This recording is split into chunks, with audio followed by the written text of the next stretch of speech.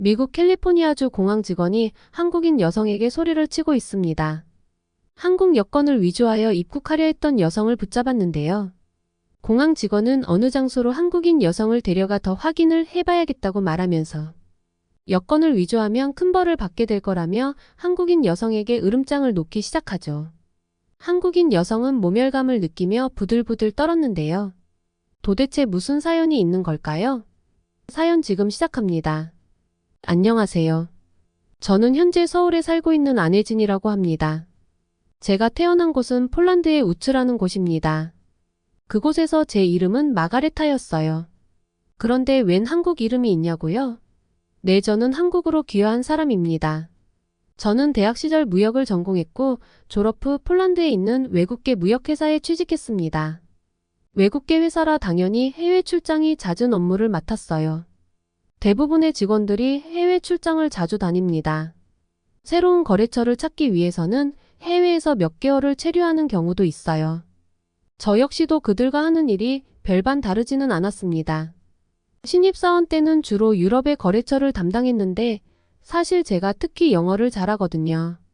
그래서 제 담당 지역이 미국으로 바뀌었고 자연스레 미국으로의 출장이 빈번해졌어요. 그런데 제가 처음 미국에 입국하려던 날은 아직도 잊을 수가 없어요. 모두들 저 같은 경험을 하는 것은 아니지만 주변 직원들 중 몇몇 분이 저와 비슷한 경험을 했더라고요. 여행이나 사업자 해당 국가를 입국할 때나 출국할 때 검색대 직원들의 불량한 자세와 무시하는 듯한 말투가 기분을 상하게 하는 일이 종종 일어났다는 겁니다. 출장을 다니면서 직원들 사이에서 그런 일들이 워낙 비일비재하니 다들 그려러니 넘어가곤 했어요. 그런데 제가 미국으로 첫 출장을 가게 된 날이었는데 미국의 캘리포니아주에 있는 공항에서 근무하는 직원들은 지금 생각해보면 이상하리만큼 꽤 불친절했다는 것을 알 수 있었어요. 물론 그때는 제가 어리기도 했고 미국에 처음 입국하는 것이라 저도 꽤 긴장하고 있었거든요. 그래서 모든 공항의 직원들은 원래 그런 식으로 일해야 하는 건가 싶었습니다. 왜냐하면 수많은 사람들을 접하다 보면 뜻하지 않는 사건 사고들이 일어날 수도 있기에 공항 직원들은 항상 긴장해야 한다는 것도 이해가 되었거든요. 게다가 테러 위협으로 공항의 안전이 무엇보다 우선이기에 직원들이 필요 이상으로 신경을 써야 하기도 하죠. 그러다 보니 그들에게 있어서 저는 의리되어 검사를 받는 느낌에 기분이 좋지 않더라고요. 마치 그들은 제게 갑이었으니까요. 한 번은 그들이 제게 도를 넘은 갑질을 한 적도 있습니다. 사람을 무시해도 유분수지 그들은 저를 마치 범죄자 취급까지 하였습니다. 그때만 생각하면 아직도 제 심장이 두근거리고 가슴속 저 깊숙한 곳에서 뜨거운 것이 느껴집니다. 이게 한국말로는 앙금이 남았다고 하는 거 맞죠? 처음 미국 출장 계획이 잡혔을 때 사실 전 설레서 잠을 못 잤습니다. 미국은 제게 꿈의 나라였으니까요. 어렸을 때부터 성공하면 미국이란 곳에서 일하고 싶다는 생각도 해봤고 살아보고 싶다는 생각은 더 많이 했어요. 영어를 잘하게 된 것은 어렸을 때부터 영어를 특히 좋아했는데 미국 영화 한 편을 보면 대사를 달달 외울 정도로 보고 또 보고 할 정도이다 보니 자연스레 귀가 트였고 영어가 저에겐 제2의 모국어 같은 느낌이었죠. 따로 공부를 하지 않았어도 영어가 알아서 귀에 들리고 제가 유창하게 영어를 말하고 있는 것이 저도 신기했거든요. 그렇게 자연스럽게 영어를 익혔습니다. 그런 저에게 미국 방문은 설렘 자체였습니다. 과연 미국인들이 제 말을 잘 알아들을까도 너무 궁금했기 때문이에요. 미국의 거래처 미팅에서 유창한 영어로 회의하는 제 모습을 상상하기만 해도 벌써부터 뿌듯함이 밀려왔죠. 친구들에게 미국에 출장 가게 되었다고 말했는데 그중 2명의 제 베스트 프렌드가 이번 휴가는 미국으로 함께 가는 것이 어떠냐고 저에게 제안을 한 겁니다. 사실 그 친구들은 어렸을 때부터 부유하게 자란 친구들이어서 가족끼리 해외여행을 다니기도 했어요. 두 친구들은 많은 나라들을 가봤지만 유일하게 미국은 가보지 않았는데 제가 미국을 가게 되었다고 하니 좋은 기회라며 친구들도 미국에 따라오겠다고 한 거예요. 숙소나 경비들은 회사에서 나오니까 같은 숙소를 이용하면 비용도 아낄 수 있고 저는 출장도 갔다가 덤으로 미국 여행도 할 수 있는 기회라며 친구들은 먼저 미국에 가 있을 테니 미국에서 만나자고 했습니다. 그렇게 친구들은 저보다 먼저 미국으로 출국했어요. 참 친구들은 아직 백수예요. 매일 놀고 먹는 친구들이 부럽기도 하지만 한 번도 저를 무시하거나 자신들을 자랑하지 않았어요. 기쁠 때는 함께 저보다 더 기뻐해주고, 슬플 때는 말없이 제 곁을 항상 지켜줬던 소중한 친구들이니 놀고 먹는다고 너무 뭐라고 하지는 마세요. 그들에게도 다 계획이 있답니다. 어쨌든 저는 정말 좋은 기회라고 생각해서 먼저 출장 업무를 보고, 그 다음 며칠의 휴가를 이용해서 주말부터는 친구들과 함께 미국 여행을 하고 폴란드로 돌아오는 계획을 세웠습니다. 출장의 휴가까지 즐기고 오려다 보니 챙겨야 할 짐이 2배로 늘어났어요. 캐리어에 들어가지 못한 나머지 여행짐은 어깨에 이고 지고 가게 되었어요. 이것 때문에 제가 모욕을 당할 거라곤 상상도 못했습니다. 미국에 도착해 공항에서 입국 심사를 받고 있는데 입국 심사관이 저를 유심히 쳐다보는 것이었습니다. 한참을 보더니 저를 통과시켜주는 것이 아닌 특별구역으로 가라는 이상한 말을 하더라고요. 옆에 서 있던 다른 외국인들은 잘만 통과하던데 왜 저만 다른 곳으로 가라고 하는지 무서웠지만 어찌할 수 없어서 그들이 안내한 작은 방으로 갔는데요. 거기서 입국 심사관이 입국 목적을 자세히 물어보더라고요. 업무를 본 다음 여행하려고 온 것이라고 대답했지만 숙소는 예약을 한 거냐, 돈은 얼마나 준비해 왔냐 하면서 쓸데없는 것을 묻기 시작했습니다. 그리고 메고 있던 가방을 내려보라고 하더니 심사에 필요한 것이니 다 꺼내보겠다고 했습니다. 그러고는 곧 제게 몸 수색도 해야 하니 팔과 다리를 벌리고 서라고 하더군요. 너무 당황스럽고 어이가 없었습니다. 왜 이러냐고 묻자 입국 심사라는 형식적인 대답만 되돌아올 뿐이었습니다. 저는 수치스럽게도 온몸을 더듬어대는 입국 심사를 당했어요. 저의 머리는 다 헝클어졌고 가방에 있는 지갑과 소지품들을 다 쏟아내야만 했죠. 2시간 이상 그들에게 시달리니 이제 가도 좋다는 대답을 들을 수 있었습니다. 가방과 옷을 주섬주섬 챙기면서 눈물이 나더라고요. 이렇게 가만히 있을 수는 없다는 생각이 들어 저는 입국 심사관에게 가서 따졌습니다. 도대체 제게 왜 이런 심사를 한 거냐고 큰 소리를 쳤죠. 만약 제가 그 말을 하지 않았다면 더 상처받을 이야기도 듣지 않았을 텐데. 기가 막히게도 입국 심사관 사람들은 저를 직업 여성으로 오해하고 있었던 거예요. 내 몸을 이용해서 돈을 버는 여성들 말이에요. 그들은 동유럽 국가의 여성들이 최근 미국에서 성매매의 중심에 많이 개입되어 있었다면서 저를 보고 불법 입국이 의심되어 검색을 강화한 것뿐이라며 오히려 큰 소리를 치더라고요. 결국 그런 사람들이 체류기간을 넘기고도 계속 일해 곧 불법 체류자가 되는데 여성 혼자일 뿐인데 유독 짐이 많은 것이 의심되어 확인해 본 것이라고 했습니다. 저는 화끈거리고 부끄러워서 얼굴을 들지 못했습니다. 폴란드 사람들이 성매매의 중심에 있다는 소리가 사실도 아니었지만 어쨌든 그런 말을 들으니 씁쓸하기도 했고요. 입국 심사에서 몸도 마음도 지쳐버린 저는 당일 일정을 모두 취소하고 호텔에서 쉬었습니다. 내가 미국인이었으면 저들이 저렇게 나왔을까? 이건 인종차별보다 더 심한 국가차별 아닌가 하며 화도 났고 상실감이 제 머릿속을 가득 메웠습니다.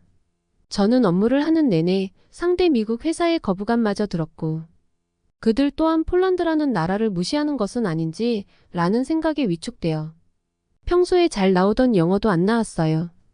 다행히 일은 잘 마무리했지만 여행은 최악이었어요. 그런 수모를 겪었으니 기분이 이미 한껏 상해버려 잘 풀리지 않았습니다. 나중에 알고 보니 친구들은 저와 같은 일을 당하지 않았어요. 그 사실에 더 화가 났어요.